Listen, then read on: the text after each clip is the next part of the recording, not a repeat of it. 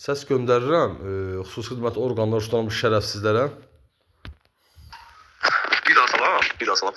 Yəni bu rüşvətə, yəni ki bu cinsi azlıq, şizofren, bu Vahabidən əmələ gəlmə, Əbdülvahabın törəməsi ilə bağlı əməkdaşlıqla bir nəticəyə gəlində, bir qərara gəlində qardaş, yəni bundan bir tədbir görün də. Özünün üzrəniraq olmağının gizlətmək bəhanəsi ilə, gənc oğlanların cinsi orqanına gözü düşməyini gizlətmək bəhanəsi ilə. Yəni bunların hamısını gizlətməyə çalışır sizin əməkdaşınız.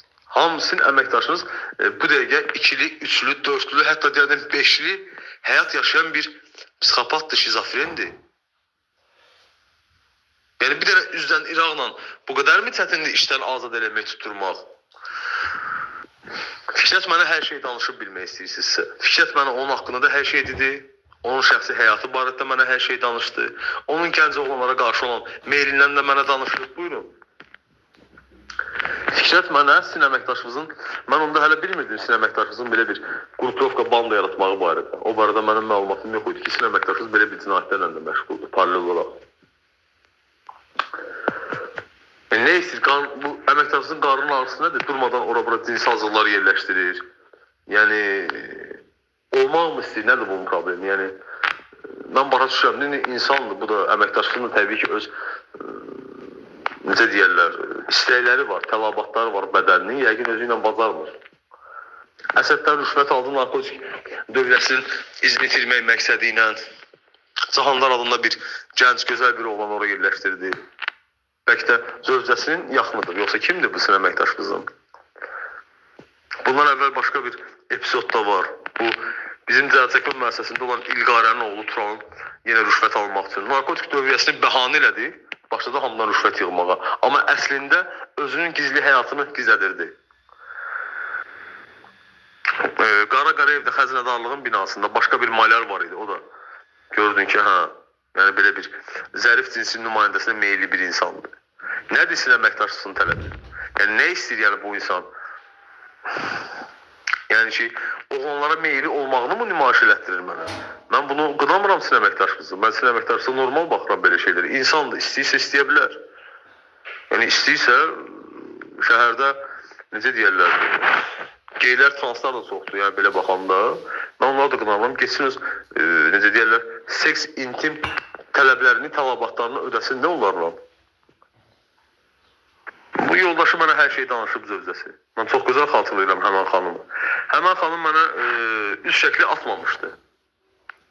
Xatırlayıram, bədən şəkillərini görmüşəm. İndi tibbi ekspertiza təyin olunsa, mənim fikrimcə, həmən xanım soyunsa, bədəninə baxsam, mən təyin edə biləcəm ki, həmən qadındır, yoxsa yox.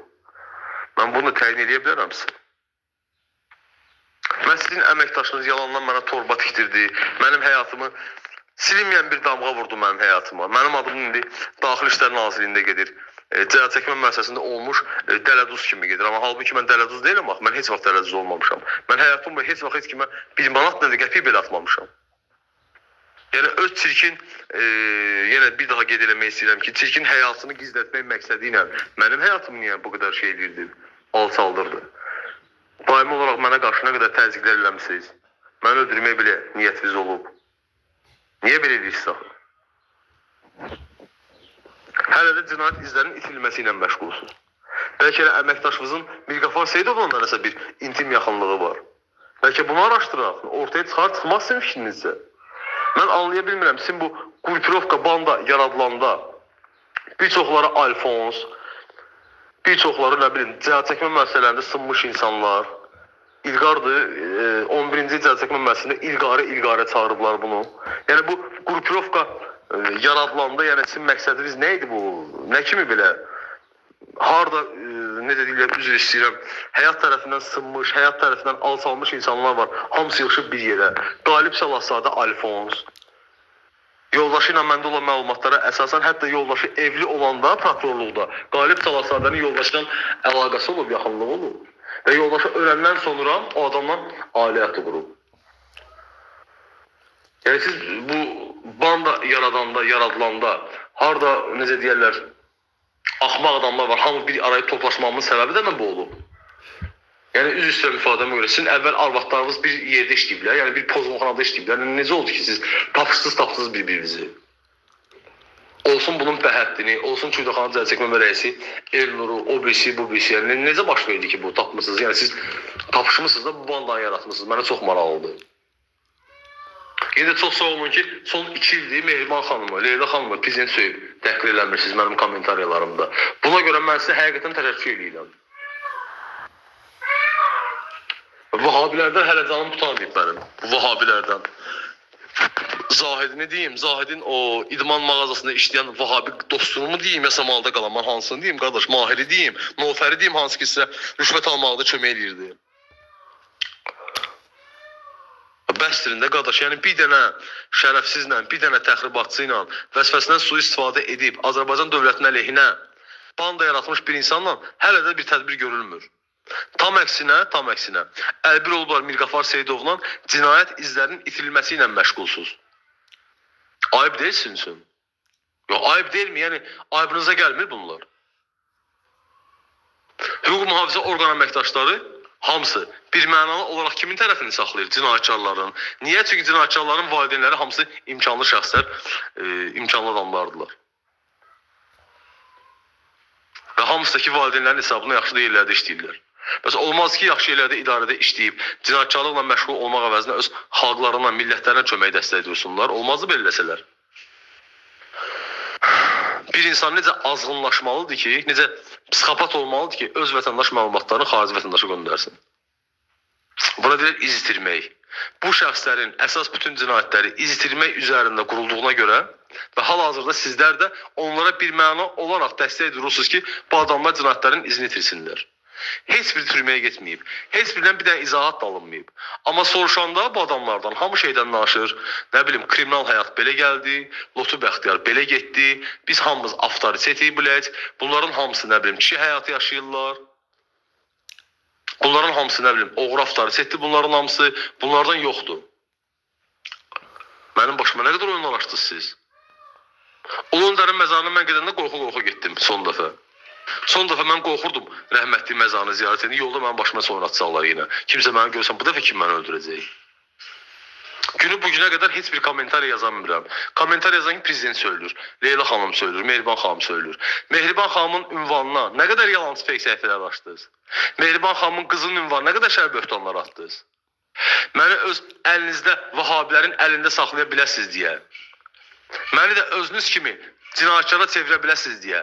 Məni də özünüz kimi dövlət əleyhinə bir insana çevirə biləsiniz deyə. Nə qədər mundar oyunlar oynadınız? Mən sinəvinizdən çıxa bilmirdim Vahabilərin əlindən. Mahir, Sumqayıtda yaşayan Mahir Vahabi. Üzrə deyirəm, dövlətin əleyhinədir. Prezidentin ünvanına nə qədər söyüb təhqir edirdi. Məni də öz tərəfinə cəlb eləməyə çalışırdı. Xeyr, mən getmədim. Mən bilirəm axı bu ilahiyyat adlanan fahişəxanada, ilahiyyat adlanan o pozğunxanada normal adamlar getmir. Mən bunu çox gözəl dərk edirəm. Nofər Mahmudovdur, Ramindir, sonra Zahiddir, səhv eləmirəmsə. Zahid. Nə qədər prezidentə şərlər böhtanlar atırdı. Və hamı da məni dəvət edir, İslama kökü dəvət edirlər. Sizin İslamınıza tüpürüm mən. Sizin, nə bilim, İslamiyyətcə tüpürüm mən. Sizin bu ilahiyyata gedənlərinizin namusuna, qeyrətinə tüpürüm mən. Özünüz bir zibil deyilsiniz, cəmaatı da zəhərləyib, özünüz kimi dövlətin əleyhinə adamlar yaratmaqla məşğulsuz. Özünüz bir zibil deyilsiniz, cəmaatın ballarını da özünüz kimi beyinlərini zəhərləməyə çalışırsınız. Həmən bu sosial şəbəkələrlə, həmən bu Kapital Bank, Azərpoçt Dələduzunun dəstəxətti ilə bunu edirsiniz. Amma halbuki bir çoxlarınız Allah şu Parazadəyə yaxşı yadda saxlasın ki, onu bu vəzifələrə kim gətirib qoyub. O söyüb təhqir elədiyi prezidentin rəhmətli atası bunu eləmişdi. Siz yaddan çıxartmayın ki, bu dövləti kimlərə qurublar. Mən özümü bu sözlərimə görə yaltaq adam da hesab eləmirəm. Mən azad vətəndaşam, mən ürəyim istəyən şeyi eləyə bilərəm. Ürəyim nə istəsə mən onu da eləyə bilərəm də. Buna görə mən təhqir olunmalı deyiləm. Buna görə mən tutulmalı deyiləm. Buna görə mənim həyatıma silinməz böyük bir ləkə salınmalı deyil. Buna görə general Mayor Əbifət Rzayev şərlənib böhtanlanmalı deyil. Onun ailəsi şərlənməli deyil. Bir insan öz cinayətlərini gizlədə bilsin deyə başqa bir insanın həyatını nəyə görə zəhərə çevirməlidir? Bir insan öz dövlət əleyhinə, öz xalqın əleyhinə törətdiyi cinayətləri gizlədə bilsin deyə başqa bir vətəndaşa nəyə görə ziyan vurmalıdır? Bu nə dərəcədə humanist bir addımdır? Bu nə dərəcədə düzgün bir addımdır? Bu nə dərəcədə belə götür demokratik bir addımdır, belə deyək. Deyil. Bir dənə Əbdülvahab törəməsindən əmələ gəlmiş cinsi azlıq, şizofren psixopat oturub xüsusi xidmət orqanında xüsusi xidmət orqanını idarə edir. Elə bir dəlixanada işləyir xüsusi xidmətləri bir dəlixanadır başdan ayağa. Utanmır, ayıb deyil olsun. Gedib öz işinə məşğul ola bilmir bala. Geçsin qoşulsun bu Əbdülvahabdan əmələ gəlmə pozğun bacılarına və öz pozğunluğunu hicab altında gizlədən pozğunlara ilahiyyat adlanan geçsin şeytan yuvasına girsin də, öz işinə məşğul olsun da. Və ikincisi də ki, ümumiyyətlə hər hansı bir hüquq mühafizə orqanı əməkdaşının hər hansı bir radikal dinə xidmət eləmənin özü qadağandır. Mən bir daha qeyd edirəm ki, Eldar Mahmudovun 2013-cü ilə qədər verdiyi əmr mənim yadımdadır. Belə bir əmr var idi, 2013-cü ilə qədər heç bir hüquq mühafizə orqanı əməkdaşı hər hansı bir dini şeyə qulluq eləməli deyil, təriqətə. Yəni, gülməli bir vəziyyətdir hal-hazırda. Bütün hüquq mühafizə orqan əməkdaşları başda yüksək xidməti olmaqla cinayətkarların tərəfini saxlayır. Niyə? Mirqafarın oğlu birdən türməyə qədər, narkotacir Mirqafarın.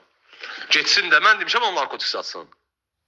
Mən demişdim Mirqafarın ailəsinə narkotik satsın cəmaata, mən deməmişdim bunları. Özləri satıblar da.